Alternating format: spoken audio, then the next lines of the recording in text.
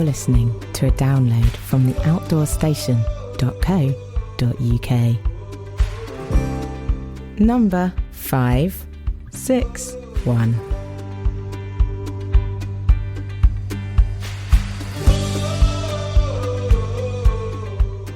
Hello everyone, and welcome once again to another podcast and video interview here on the outdoorstation.co.uk. Now, we all have various outdoor activities that we go to and enjoy, be it running, walking, hiking, camping, cycling, whatever. And our footwear is probably one of the most important things that we want to go out and purchase to make life easy. Now, this particular interview is on the subject of trail shoes. Hiking shoes, you can call them what you will, but predominantly lightweight trail shoes, which many hikers now use. Now, in the 20 years or so that I've been in the outdoors industry, things have changed quite dramatically.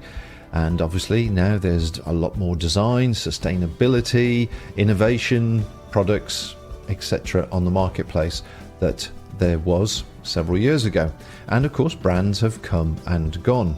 So I'm completely confused these days on the plethora of offerings available from all the trail shoe companies. However, I know a person that knows a lot more about it than I do, and that is Claire Maxted, who runs Wild Ginger Running. Now, Claire was the co-founder and original editor of Trail Running magazine, so that makes her the ideal person to talk to about the changes that have taken place over the last 15 years or so related to shoes, where they're going, and what exciting things are currently available. I spoke to Claire earlier on this afternoon, and I thought I'd ask her to introduce herself to people unaware of Wild Ginger Running. So Wild Ginger Running is my YouTube channel. It's all about trail and ultra running. So if you're a beginner or an intermediate trail and ultra runner, everything you need to know will be on that channel. So we've got advice on nutrition, training plans. There's interviews with elite athletes, coaches, normal people as well. Actually, we do have a few normal people on the channel, so that you can get a bit of a mid-pack view of what certain races are like. We've got super long stuff. We've got normal trail races, like half marathon, 10k events. Personally, I'm training for a 100-mile race this year, so there'll be a little bit of 100-mile content on there. And then there's also there's a lot of gear reviews on the channel, which I think is what we're going to cover today. Wow, nice introduction. Yes, I mean, you've got a bit of everything there. And you've got a lot of followers now as well, haven't you? I think you've got, I've lost my screen, 20-odd thousand, is it? 26,000 now. Yeah, congratulations. That's great. That really is good. And I knew you when you first started this, so that's in 6 years, something like that? Yeah, I think it's 6 years. Yes, I started in 2017. So yeah, and I haven't done as much as I could have been doing over the last 2 years as well because of having Finley. He's 2 now. So yeah, I'd say that's not too shabby. Yeah, I'm very, very impressed. Okay, so as you rightly say, we're going to be touching on equipment, and in particular, what I wanted to do was talk about trail shoes. Now, trail shoes for running and also trail shoes that people might use for walking, because things have changed over the years, and obviously there's all sorts of development going on with innovation and that sort of thing. So I thought you're the perfect person to ask about what has changed over the last few years, and then we'll come on to what perhaps people should be looking for when they're looking for the ideal shoe for them. Yes, it's funny that you say looking for the ideal shoe, because last year I spent the whole of last year looking for the ideal shoe. So behind me, I don't know if you can see there's probably about 30 boxes of shoes, and I have been searching for the perfect pair of shoes, and I can categorically say I have not found it yet. So it is a holy grail. Okay, so what would you take us through then when we actually start looking at recent shoes? Because as I say, you've got 30 boxes there, and I know you've got a few more shoes by your feet, I'm sure. So how do you want to look at this? Yeah, so you wanted to talk about the history of shoes. So 15 years ago, I was working on Trail magazine, the hiking magazine. I come from a hiking background, so that time there was a lot of fast packing going on. So there was already a movement into more lightweight hiking boots. And then once I got into the running arena, I suddenly found that all the runners, like fell runners and just general trail runners, they were all just using grippy trainers to run exactly the same things as I was previously using hiking boots for. So I do own a pair of hiking boots now, but I only use them when it's really, really cold. So like really, really snowy or windy and rainy. And I know that I'm not going to be running. I'm just going to be standing around or walking. So I actually, if I'm even hiking in the mountains now, I'll just use a pair of trail running shoes. So I don't know if it's not really a shift in what people do. It's just what I do. Like once you've been a runner and run on that kind of terrain, you realize that you don't really need a hiking boot necessarily, unless it's really, really cold. Because I was always taught in the olden days that you need ankle support. Well, that's not true. I don't think. If you can run over it, you can definitely walk over it. Well, we're on exactly the same wavelength, and I was just about to ask you the ultimate question on that point, boots or shoes. And I feel personally, like yourself, I only wear boots when it's winter, where, as you say, standing around, and generally then it would probably be Wellingtons, to be honest. But the whole ankle protection thing is it's not one I really ascend to anymore. And personally, I find I'm unsafe. I feel unsafe or unstable in boots. Do you find that at all? Just out of curiosity? Yeah, it's funny you said that, because I did wear, it's been quite snowy around here lately, and we went to Belton Hall light trail, and we were going to be standing around. Finley was, he's little and he doesn't walk very fast and things. So I wore boots, and not only did I not realise boots have a really big heel stack under them, I'm kind of used to more of a 5mm to 0 drop shoe nowadays. So they have a huge heel stack. So I felt like I was on platforms and on a big heel. But yeah, I felt like really wobbly in them because I couldn't feel the terrain under my feet in the way that I'm used to. And I just felt dead clumpy, like if you were trying to scramble up some kind of rock face, you'd have to get used to having a big thing on your foot again.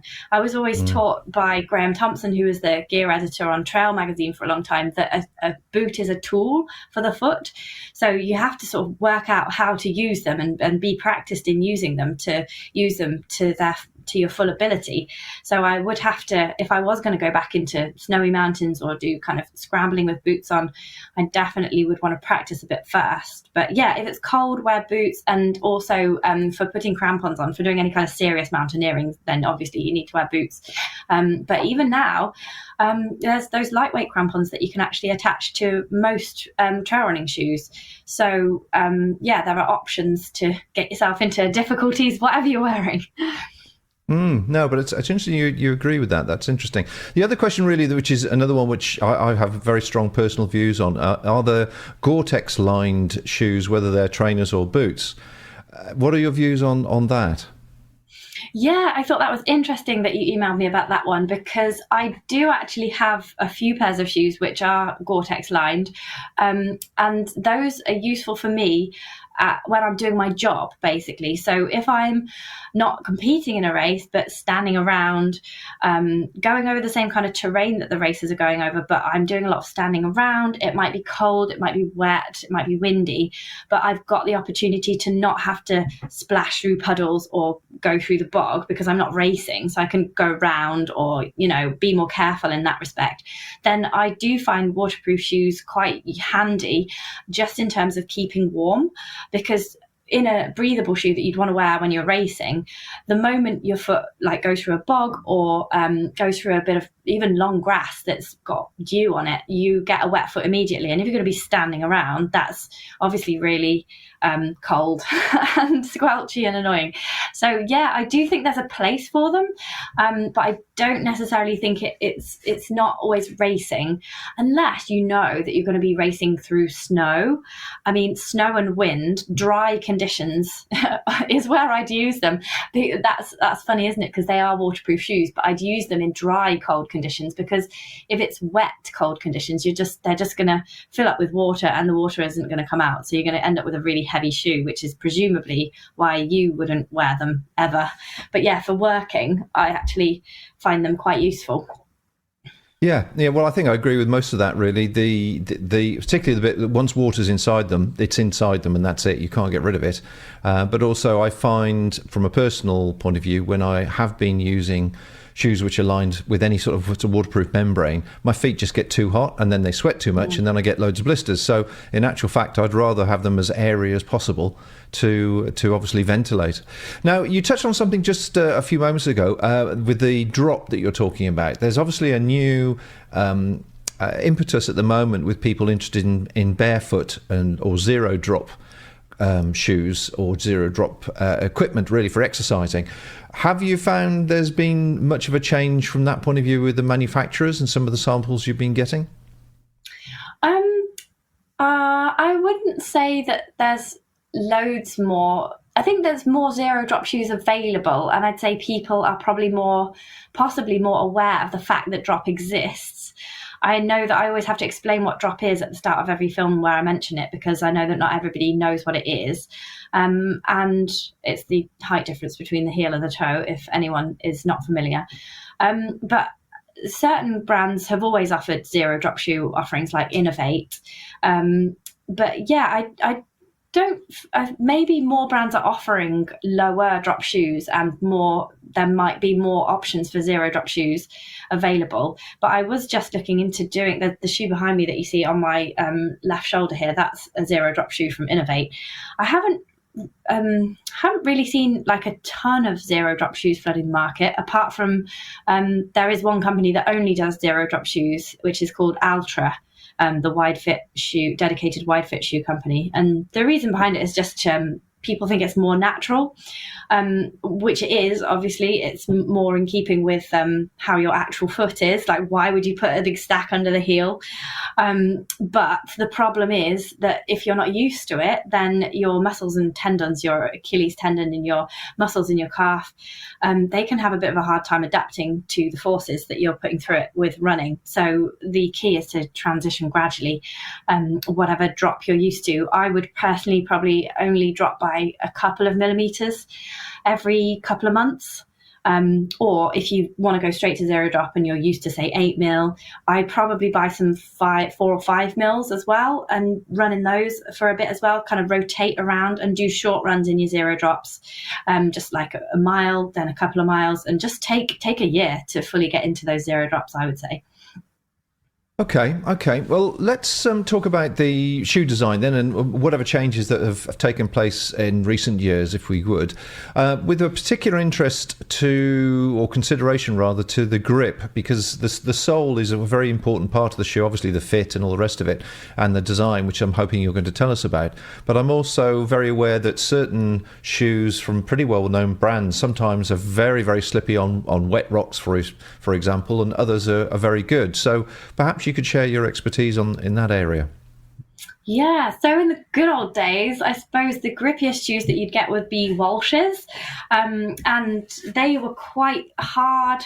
The grip was just cut out of a square of grip, so it was quite square, and you didn't quite know whether you'd get the edge bit with a bit of grip, half a grip, or no grip, or there wasn't really any. There wasn't a pattern to the sole. There was just grip stuck onto a shoe. So they needed a little bit of wearing in, from what I can gather. But loads of people loved their Walsh's. The Walsh PB Elite was a really, really popular shoe, and I believe they're still made. And yeah, they were really, really popular. So since then, there's just a lot of variety, really. A lot of variety has happened. A lot more lightweight shoes are on the market now, and the price has skyrocketed. So I have tested about 30 pairs of shoes this last year. I did an average price and weight for all of them, and the average price is £140 now for a trail running shoe, with the most expensive one being I think the Mont Blanc Boa here, which is £185.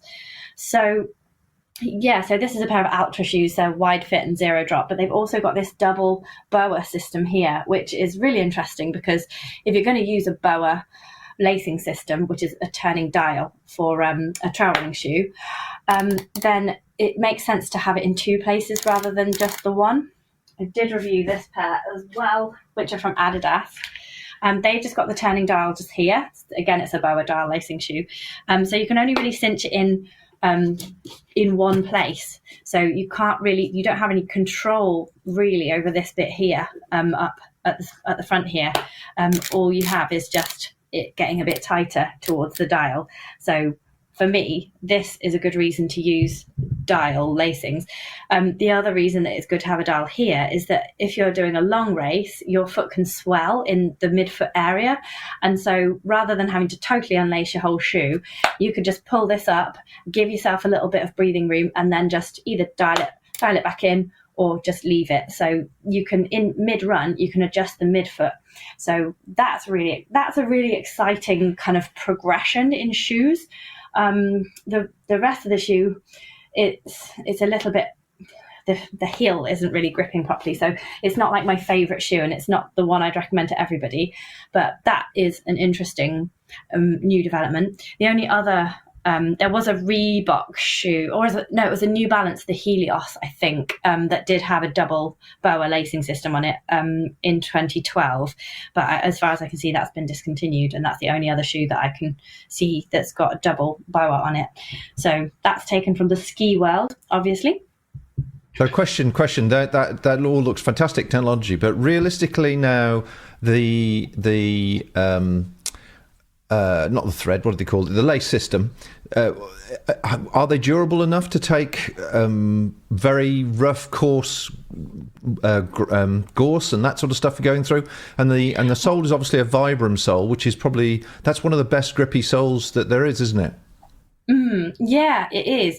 The first question was about the laces. So they are really sturdy. And the good thing about these laces is that they're sort of naturally tucked in. So the likelihood of pieces of vegetation getting stuck and being trapped in these laces is a lot less than having actual normal laces thread through and then, a big bow on the top.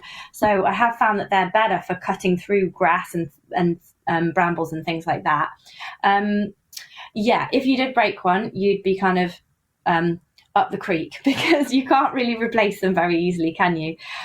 So that is one potential downside. It has not happened to me yet with one of these shoes, but actually I've not broken a lace on any shoe really, so I don't know how often that happens.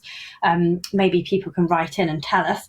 But yeah, the sole unit is Vibram light base, so it's a lighter version of their. I just love Vibram soles. I just think they're absolutely fantastic. I swear by them every single time. They're really grippy, even on wet rock.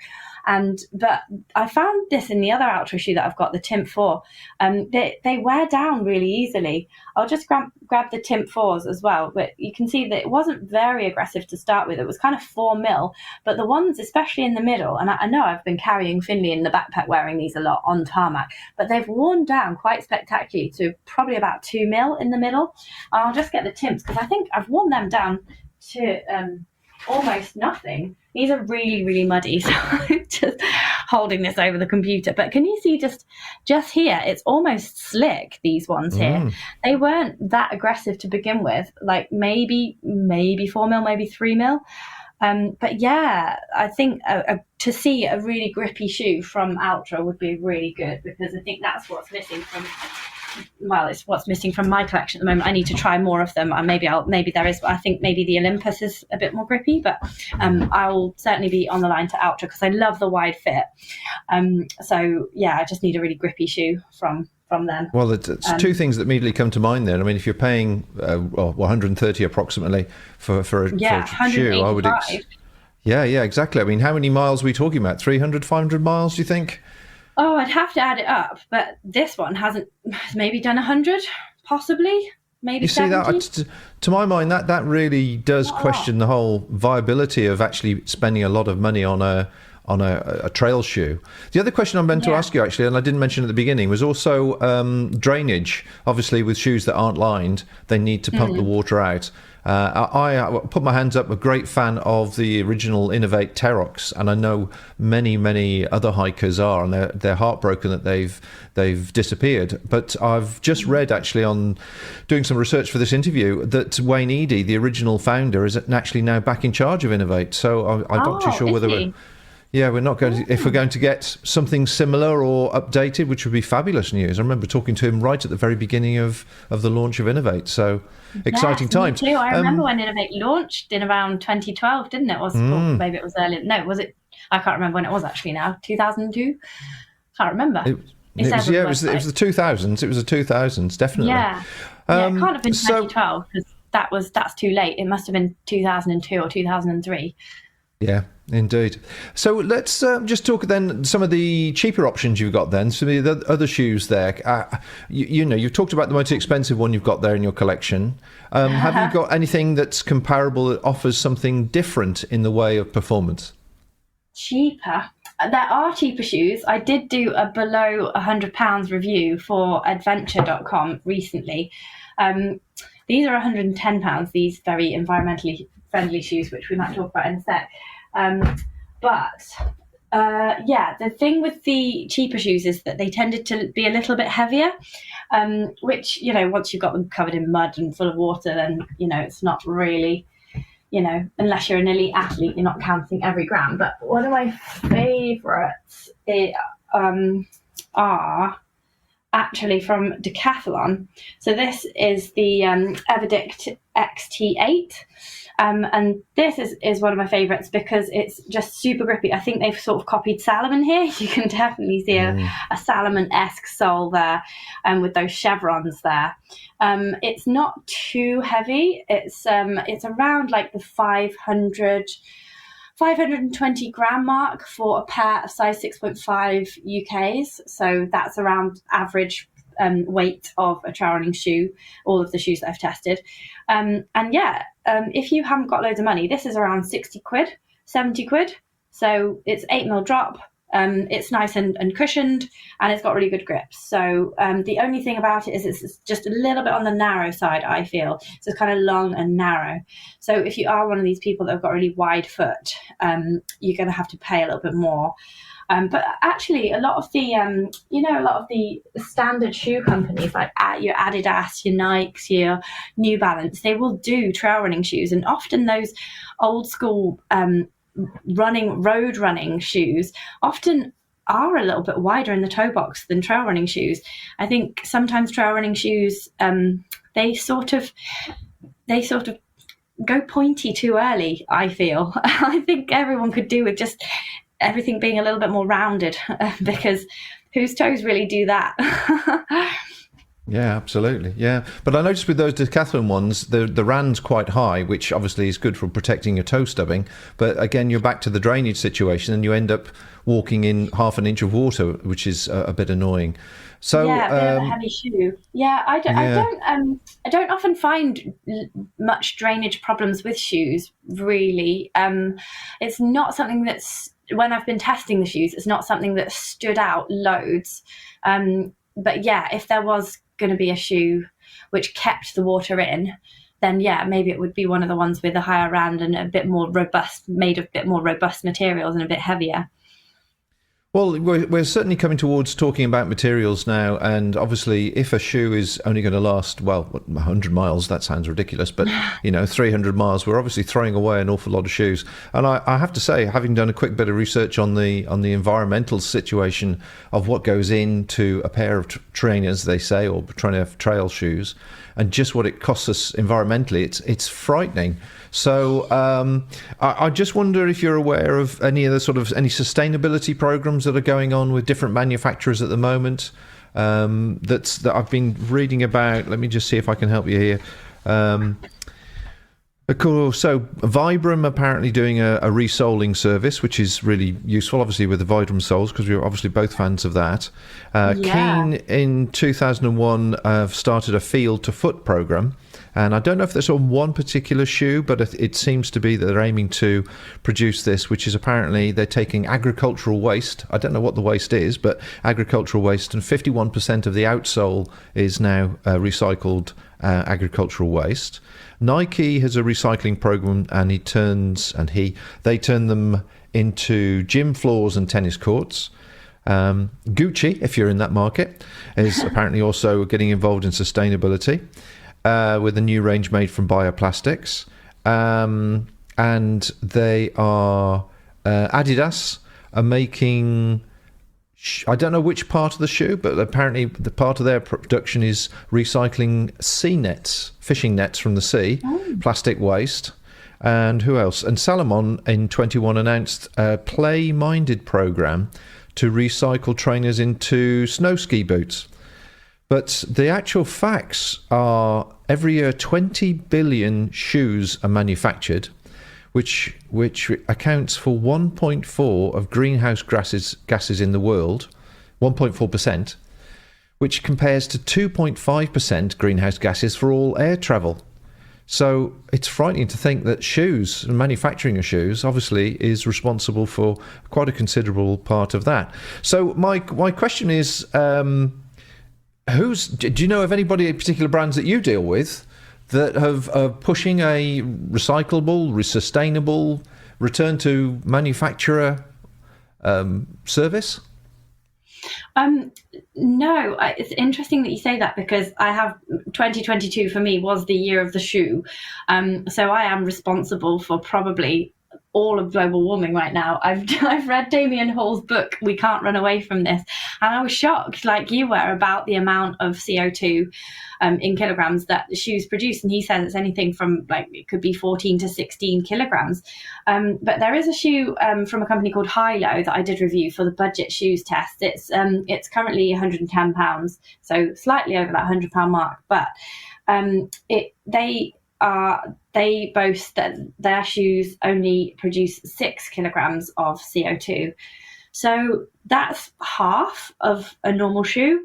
And they use things like that. It's all written here in the insole, and it's corn spring and corn fiber, which is products that they create from corn, natural rubber, corn-based reinforcement, algal bloom, which is something made from algae, organic cotton. It's really fascinating. If you go on the website, they actually tell you how all of these things are made. Bioform, which is using some, I can't really remember what that is, but it's something to do with biomass. Water-based glue, polyester, and water-based ink as well. So it says it all inside the shoe. But the only problem is they're more of a fashion shoe than a running shoe, really. Like you could go to the gym in this and do gym stuff. You could run short distances in this. You could do park run in this, but it doesn't feel as bouncy as a normal running shoe, like your Hoka's or that new nitrogen-infused midsole that has just come out from Innovate. So it's not really a run. It's not a trainer yet. It's kind of a casual walking shoe. It looks good, but it's not really a fell running shoe. The grip is also, as you can see, not very no, it's not very traily and felly, but it's in the right direction. Step in the right direction is always good. And you mentioned Innovate. Are they? What's their range looking like at the moment? Has it changed very much from the original? Yeah, massive. I actually did a rant about Innovate in one of my latest films, which probably they won't send me any shoes ever again. I've got a million of them, so it's fine. But I actually said that the shoe naming process is becoming far too confusing. So the latest pair of shoes they sent me, very exciting, really like this pair of shoes. It's called, let me see if I can remember, the Innovate Trail Fly Ultra G280. So they have the different names are based on the different what terrain it can tackle, what distance you can go for, and then the G is standing for graphene, which is their really, really super grippy grip. I've been wearing these. I've probably worn these for 100 miles, and you can see they're wearing a lot better than those Ultras that I showed you just earlier. So, but they're not. They're not wearing, if you know what I mean. The one in here, you can hardly see that groove that used to be in the middle. There used to be a groove in the middle of that one that's totally gone now. It used to look exactly the same as that one. So it is graphene grip, but I'm yet to see that it's like, masses and masses better than a normal shoe. But I do need to keep testing these. And I have spoken to Nikki Spinks about graphene in the past, and she swears by it and she says it's brilliant. So obviously there is something there. This shoe has got a new nitrogen infused insole, so I consider this the bounciest shoe that Innovate's ever created. It's going along this, it's kind of edging more towards the Hoka style bounce. These are incredibly bouncy. This is the Speed Goat 5, the latest of the Hoka Speed Goats, which is a really, really popular shoe. It's got great grip, really good bounce, and it's still kind of enough trail feel under the foot. Vibram sole's very grippy on everything. It's just a bit pointy. Both of these are a bit pointy for my liking. I've been spoilt by Ultras. But yeah, I had a bit of a rant about the Innovate shoes because there's so many now. There's just so many shoes. And even me, who's been testing shoes for like almost 20 years now, even for me, I wouldn't know which shoe to recommend someone from Innovate. I'd have to have a proper good research. I think they should slim it down, just do like 5 different categories and do 5 and then maybe 2 shoes in each category. I don't know. So yeah, like this one's called the Trailfly Ultra G280. And then that one over there is called something very similar, but it's zero drop, but you don't get any inkling as to whether there's zero drop in the I haven't tested these yet. They're called the Trailfly G270. And the other thing is people are like, oh, it's really handy, they've got the weight in the shoe. But if you've got a size 5 pair of shoes and a size 11 pair of shoes, the weight's going to be completely different. So there's no logic in putting 280 on this shoe and 270 on this shoe, because it just depends what size of shoe you're going to have. And also, it doesn't say on their website what size that 280 refers to. So really? I just think it's overkill. And I have said this in the Innovate review, and I'm fully expecting someone from Innovate to come back to me and just say, Claire, stop ranting about our shoes. Doesn't matter what they're called. It's all about the performance. But I really think they are making it a bit confusing now, and I don't mind telling Wayne that myself. Well, it's certainly a lot of brands are actually doing the same thing, and they're getting far too complicated with their names. And you actually rightly say, when people ask for advice on a particular product of whatever area they're interested in, if it's got more than 10 syllables, it's just pointless, isn't it, really? Yeah, because you can't focus. It's not that it's long as such, it's just that they're all quite similar. So like there was the Rock Light, and then there was the Trail Rock, and then there was the Mud Claw, but before that there was something else. And I could do Mud Claw and Trail Rock. What was it? The first one they ever made. I can't remember what it's. See, I can't remember what it's called now. I just renamed that shoe Brian for the whole review because I just couldn't remember all the names. I called it the Terrafly one time as well, and then I called it the Terrafly in an Instagram reel, and the PR guy said, "Thank you for doing the reel. It's very kind of you, but actually, it's not called that." I was like, "Oh no." That'll stick. It's called Brian. I like that. That's excellent. Excellent. Now, the Hoka is, I think that's how you pronounced it, and the Ultra are 2 brands that I've seen a lot of long-distance hikers wear, particularly the Hoka, when you it looks like a boot, and their foot is actually sinks in and goes below the rand. It's quite... It looks like they're wearing moon boots. Yeah. Have you had any experience of those deep ankle ones? No, I haven't seen those. The only ankly ones, I've never actually worn ankly ones myself. I know Salomon also do ankly type running shoes, don't they, for Killian and stuff. But me and my colleague Vicky, she's just testing at the moment a pair of Scarpa shoes. They're running shoes, but they've got this high sort of a zip up the side and an anklet area. And they're designed for running through really cold conditions and snow. So it does seem to be like a fast packing type shoe. In places where it would be really cold and wet, it's sort of like having a integrated gaiter into the trail running shoe. So yeah, they do seem like good options to me. It's like a lightweight hiking boot, I suppose, isn't it? More flexible, but with that more ankle protection, not in terms of keeping you stable, but in terms of keeping you warm and dry and debris free, perhaps. Right. Have you had any experience with Aku, the Aku range at all? Oh, yeah, I do have a pair of Aku hiking boots. Yeah, just old school hiking boots from years ago. And I used to really like them. Because I think they're introducing a particular lightweight hiking shoe I just wonder if they'd sent you any samples at all. No, I don't tend to get sent hiking stuff just because the channel is purely running. But yeah, I suppose Scarpa is a crossover brand, aren't they? They were originally into mountaineering, so they're sort of going backwards into the making running shoes into more hiking boots. But yeah, it does seem like a really good option if you're going to do some hiking. But maybe I should try a pair. They do sound interesting.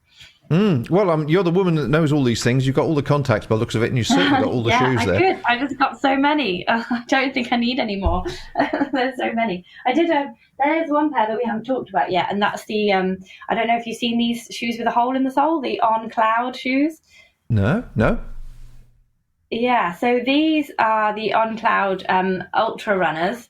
They're very expensive. They're £150. They've got a sort of a sock linery thing, which is really comfy. It does hug the foot really well, but it does make it a little bit harder to get on, because obviously if you undo the laces, you can undo them as much as you like, but you can only stretch this so far. So I do find them a little bit hard to get on, not loads. But the most interesting thing about these shoes is the hole in the sole. So the first set of pair of shoes they brought out of this, good few years ago now, 4 or 5 years ago, possibly more, I went on a press trip, and they were just like bits of rubber coming out, like in these cloud bumps. What would we call them? Holes, like domes. And it was really bouncy. The shoe was really light, and you just were propelled by these sort of bouncy domes in the shoe. But as the shoes have got more and more popular, they are making more and more shoes with more and more just... It seems like the shoe is getting more and more normal. So the holes are getting smaller and smaller. And this is now just a normal sole, whereas before it just used to be dome. I've worn these quite a bit, and I've even hiked up Red Pike and High Pike and almost to Haystacks in these. They're kind of a little bit further away from the ground. So running in these isn't as good as running in a pair of less padded shoes. But I honestly can't tell that. I don't feel any benefit or detriment to there being holes in the shoe. Like, it doesn't feel like any different to a normal other pair of shoes. I don't feel propelled forwards in any way, and I don't see what the point of the holes is for, apart from that stones could get caught in there and never come out again, and mud will get in there and never come out again. So, I just don't really buy it. £160. I wouldn't spend my £160 on this. But it has got a really interesting concept at the front here. It's got what they're calling a flip lock. So you can have this. It's got grooves in the plastic, so you can have it tight, or you can flip it over and it becomes looser. It's a little bit dark. You can't really tell, but it becomes looser. I see. Yeah. On the flip lock thing, you can turn it around, and that is a little bit on the way to that side boa dial that you saw with the Ultras. That's the only other shoe that will let you adjust the midfoot if you've got swelling mid-run, which I do think is a really nice idea. But if you were to put me in these and blindfold me and make me run, apart from falling over, I would not be able to tell the difference. I wouldn't be able to tell if I was in holey shoes or not. So maybe it's just me, but that is my experience. Marketing. It's all marketing, isn't it? But it's interesting because the first shoes that they made, you did feel a difference there. And it was basically, you were on, like, I'll draw a picture of it for you. It was like this. Shoe, boing, boing, boing, boing. The shoe, you were running on that. Basically, you were running on something that looked like that. It was almost felt illegal what you were doing. It strikes me, though, from a practical point of view, that I can see it working, but as soon as one of those loops breaks, perishes or whatever it may be, all of a sudden the shoe collapses. So, again, it's a great idea until that point. My argument, exactly. Yeah, it's for rich people with too much money and too much time on the hands. Oh, you cynic. No, it's just the truth. Right, well, let's just talk about a bit of marketing. Of course, if people want to know more about Claire and Wild Ginger Running, I do hope they would take a look at the links that are on the show notes. But of course, you can visit Claire's website, which is wildgingerrunning.co.uk. While you're there, if I can just get my mouse to wake up, you can find in the, if I can just see it, the shop section, there is a remarkable book just here, all about... Open up. Yeah, there we go. The Ultimate Trail Running Book, authored by Claire, which has got everything. Now, tell us roughly a bit what's going on in that book, Claire, if you would. Yeah, so there's tons of stuff in that book. It's basically built to be your best buddy if you are a beginner to intermediate trail or slightly ultra runner. It goes up to 50k, but I'm currently working on the next one, which is the Ultimate Ultra Running Handbook. So that's for 50k to 100 miles and beyond. But yeah, it's all about getting you fit, confident and skilled up to go from 5k off-road to 50k off-road, on anything in between. So there's training plans for all those distances. There's nutrition advice, recipes, there's injury advice, gear advice, like how to choose a backpack, how to choose running shoes, what to put in your first aid kit. There's a bit on basic navigation in there as well. There's some of the most amazing races around the world that you could try. There's some of the best races that I have done and challenges that I recommend. And there's lots of hints and tips throughout the book. It's written in a kind of a magazine style, we call it, with lots of like hints and tips and box out, so it's dead easy to read, lots of pictures. And there's loads of trail hacks throughout, and strength exercises, injury busting exercises, how to stay motivated. And there's also lots of, I'm really pleased about this side of it, especially as well as having voices from the pros and the elites and like really famous athletes in there. There's also got loads of stories from real runners.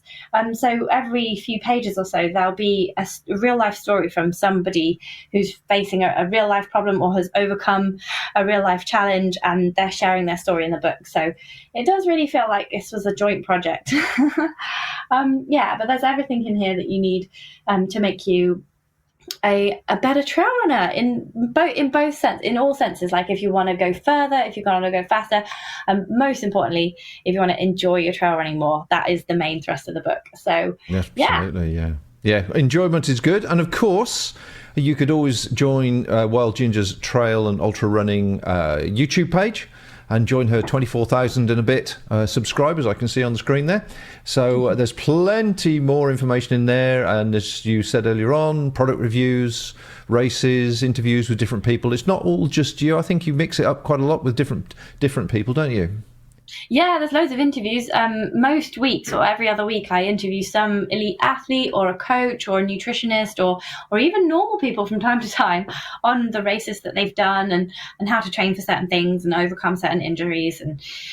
And yeah, it's a massive free-for-all, basically. Well, Claire, just want to say thank you very much indeed for your time this afternoon. It's been wonderful. There's loads of information in there for people to delve into. And as I say, I'll be putting all the links on the show notes for both the YouTube video and also in the podcast. So check out my website, theoutdoorstation.co.uk, and it will link you to Claire's. And she's got all the links to all her activities and the shop and the book and all sorts of stuff on there.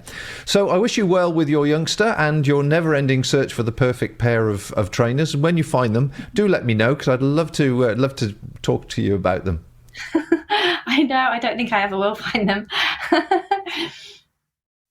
Well, my thanks go to Claire, of course, for taking the time to talk to us this afternoon. And I thought it was quite interesting, some of the changes, the design changes that she was talking about, but possibly quite disappointing, the fact that she was suffering too from fairly swift wear and tear on the sole of some of the ones that she was showing us.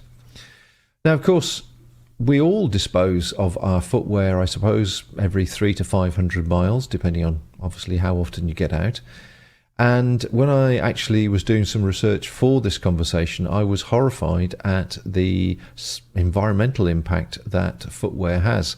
So I'd just like to go over a couple of points with you here and leave it with you really to consider what to do with your shoes when you decide they're no longer suitable. Every year, 20 billion pairs of sports shoes are manufactured, and that is responsible for 1.4% of greenhouse gases in the world. How does that relate? Well, that's actually more than half of the 2.5% that all air travel is responsible for. So that's quite considerable. The actual industry itself is worth billions. Their estimate at the moment is that it's going to be worth $95 billion by 2025, which is double what it was in 2016. So that's a fairly rapid increase.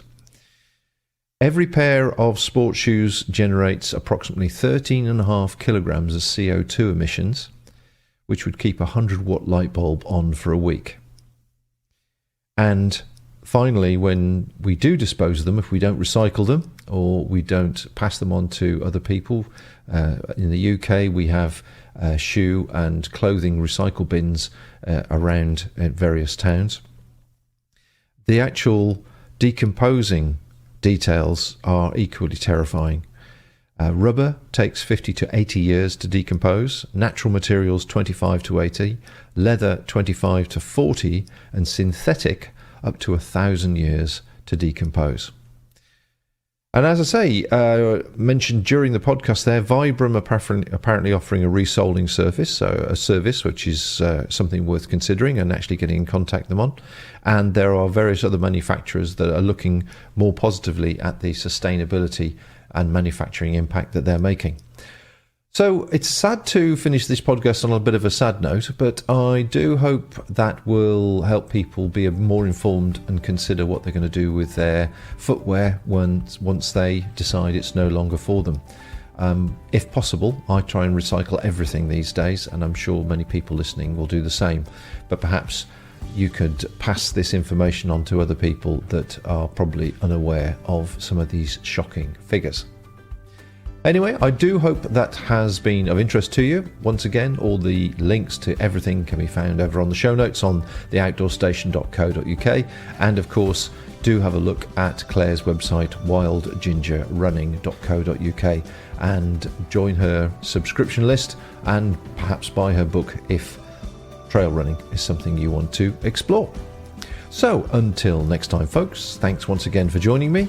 Take care out there, and bye for now. Thank you for listening to this podcast. To hear or see more from our extensive free library, please visit theoutdoorstation.co.uk.